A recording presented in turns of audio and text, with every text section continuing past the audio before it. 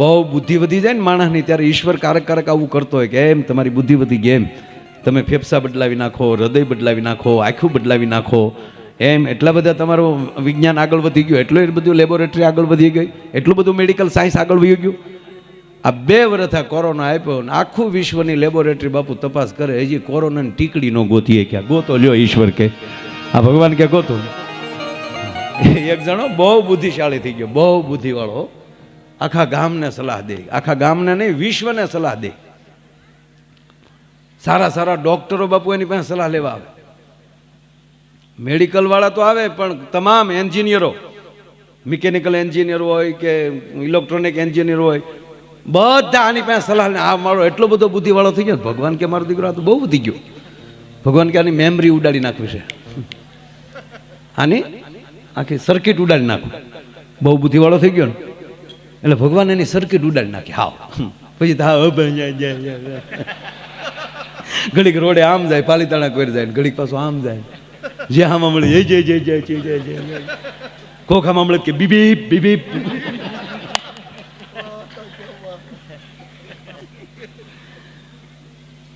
ભગવાનને ચૂક ગઈ સર્કિટ આની હાવ. અનુભાઈ આમાં મળે તો ટીડીટ, હેલો ચલા જા ચલા જા. મેં બહુ કર્યું ને એટલે પછી ભગવાનને ચૂક બનાવવાની પરીક્ષા કરવા આવવા દે. એટલે ભગવાન માનવ બનીને પાછા ધરતી ઉપર આવ્યા, ખાલી આના અંશ અવતાર પૂરતા, આની પૂરતા. એટલે ભગવાન આવીને એને હામાં ઉભા રહ્યા અને કીધું કે ક્યાં જા? નથી ખબર.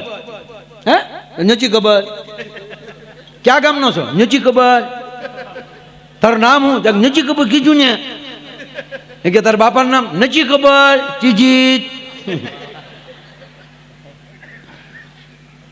તારા વિસ્તારના સરપંચ કોણ છે? નથી ખબર. તાલુકા પંચાયત સદસ્ય? નથી ખબર. ભગવાનને ચૂકાના મેમરી કઈ હાવ. તમે કેટલા ભાઈઓ? નથી ખબર. તારું મકાન આવ્યું છે? ચીજીત. ભગવાનને ચૂક હવે હવે હાવ મેમરી ગઈ. પછી ધીરે ધીરે પૂછ્યું કે તારી પત્નીનું નામ? ચંપા. ભગવાન કે મેમરી ઉડી ગઈ પણ વાયરસ થોડોક રહી ગયો. કરોડપતિ હોય તો વેઠ હોતો જવા નથી દીધો, કાઢી લીધા વેઠ. હોનીને બોલાવવા ન નીકળે તો હે ને, તે તો હોનીને ન બોલાવે, લવારની સીણી લ્યો ને. હવે ક્યાં એને ટોસો લાગવાનો એમ. કાગબાપુ એવું કહેવાય કે છે એ બાબત, પણ એક અદ્ભુત એને વાત કરી, એ મારે વાત કરવી છે. જે રીતે જવાનું છે એ જવાનું છે. कोई आए कोई जाए ये तमाशा क्या है, समझ में कुछ नहीं आता ये दुनिया क्या है. आने वाले चले जाते हैं वापिस, लेकिन जाने वाले नहीं आते ये तरीका क्या है. કવિ કે જન્મે મરે છે પણ મીરાઈ કોઈ પાસે આવ્યા હોય એવો દાખલો નથી એમ. એટલે ઈના એમ ઈના મોડલમાં કોઈ દેવ બન્યો કે ફલાણા ગામમાં 600 વર્ષ પહેલાના ભાભા પાસે આવ્યા. જો આ કવિની કલ્પના જુઓ તમે, ઈશ્વર પાસે સાહેબ કાસો માલ કેટલો પીડ્યો છે બોલો. મોકલાસ કરે ને ખૂટે નહીં એટલે હે, જેટલે આવી નવાઝ મોડલ નવાઝ મોડલ.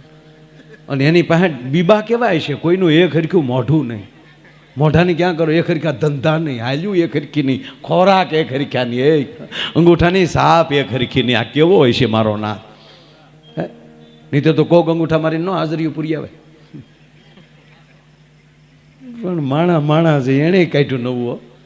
નિશાળુમાં મૂક્યું ને હાજરી પૂરવામાં એના હાથની સાપ આપવાની. ઘણા તો એમાંય સાપુ તો બનાવતા જ હોય. ઇન્ડિયા છે.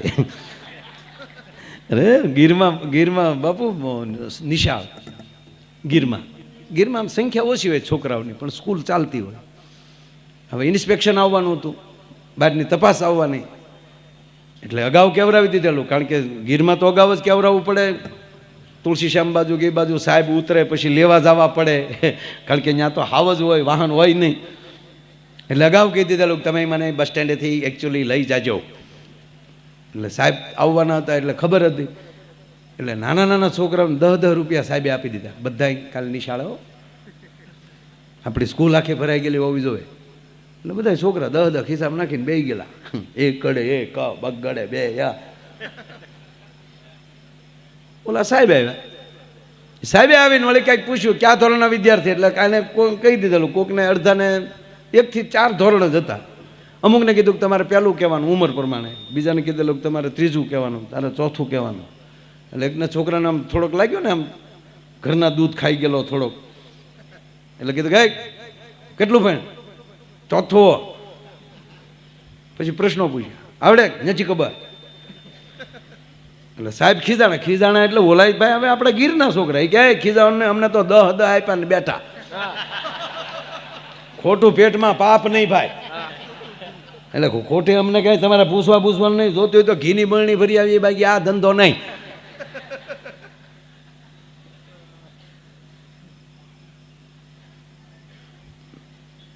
વર્ગ શિક્ષકને બોલાય કે આવી રીતે બેસાડે છે કે સાહેબ ખોટી વાયડે ની અમને 50 આપ્યા.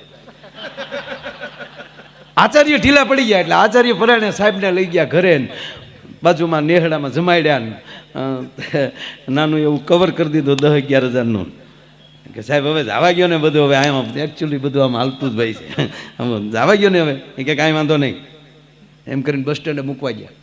બસમાં ચડીને સાહેબે કીધું આ સારું છું હું હતો 11માં માની ગયો, ઓરિજિનલ અધિકારી આવ્યા તો શું થાત?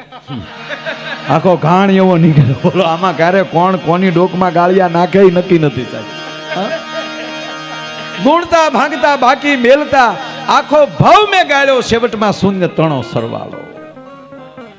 જે રીતે કોઈ આયે કોઈ જાયે ये तमाशा क्या है, समझ में कुछ नहीं आता ये दुनिया क्या है, आने वाले चले जाते हैं वापिस लेकिन जाने वाले नहीं आते ये तरीका क्या है, और जब सांस की डोरी टूटेगी तब दोस्त तेरा यूं बोलेगा. જ્યારે ખોળિયા માલી પ્રાણ વ્યા જાય, શ્વાસ પૂરો થઈ જાય, जब सांस की डोरी टूटेगी तब दोस्त तेरा यूं बोलेगा कि अब जल्द ले जाओ इस ढेर में रखा क्या है. एक ભાઈના પત્ની ગુજરી ગયા ને બધા નીકળ્યા, રામ બોલો ભાઈ રામ, રામ બોલો ભાઈ રામ કરતા કરતા શમશાન યાત્રા નીકળી પાયો. ગામનો ચોક, ચોકમાં લીમડો, લીમડાની ડાળ નીચી, એ ડાળ બેનના માથા ઉપર લાગી. ખરેખર ગુજરી ગયેલા નહીં, આત્મા અધીર સડી ગયેલો.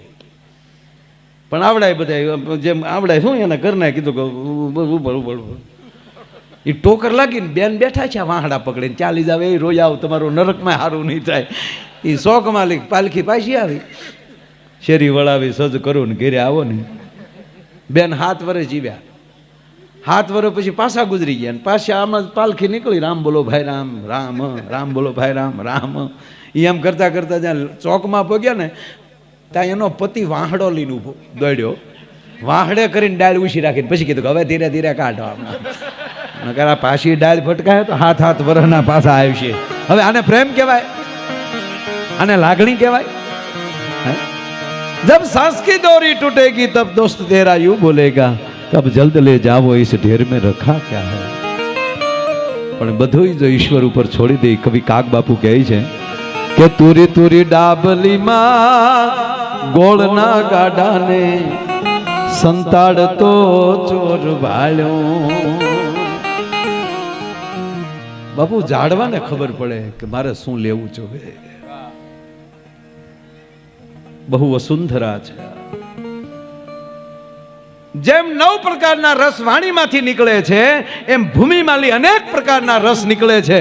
બાજુમાં આંબો હોય તો આંબાના મૂળિયાને ખબર પડે કે આંબાલી માલે આંબ રસ લઈ અને મારી ટગલી ડાળે બેઠેલી કેરી છે જ્યાં મારે પોગાડવો જોઈએ. પડખે નાળિયેરી હોય તો એના મૂળિયાને ખબર પડે કે મારે અહીંયા જળ પોગાડવાનું છે, અને પડખે આંબલી હોય તો એને ખબર પડે કે આંબાલી મારે ખાટો રસ લઈને અહીંયા મોકલવો છે.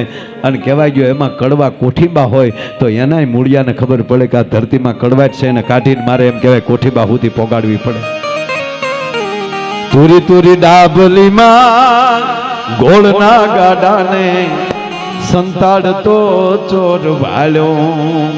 પણ આવું ગળપણ એ તું ક્યાંથી લાવ્યો, તેદી આંબે ઉતર નવ વાળ્યો. સેવટમાં શૂન્ય તણો સરવાળો, સેવટમાં શૂન્ય તણો સરવાળો.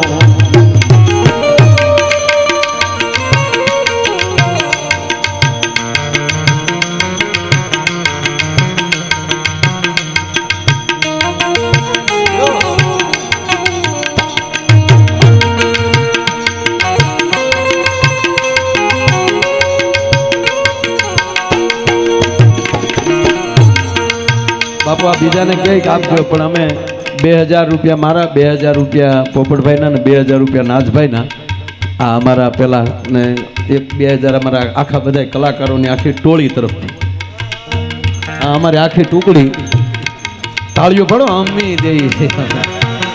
આ લઈ લો, લાઈટ ઝટકો ખાઈ પેલા. એવું જ અહીંયા બહુ સરસ મજાનું નામ આવ્યું છે, બાપા સીતારામ ચંદુભાઈ વી મેવાડા રોયલવાળા, હાલ મુંબઈ, તેમના તરફથી 5101 રૂપિયા આવે છે. જોરદાર તાળીના આગળથી વધાવો. ધન્યવાદ. વાહ.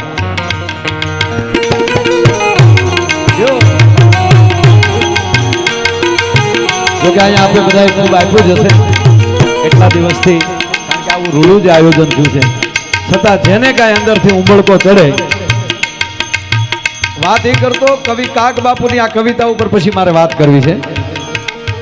આવું ગળપણ ક્યાંથી લાવ્યો, આંબે ઉતર નામ વાળ્યો, છેવટમાં શૂન્ય ગણો સરવાળો, છેવટમાં શૂન્ય ગણો સરવાળો, છેવટમાં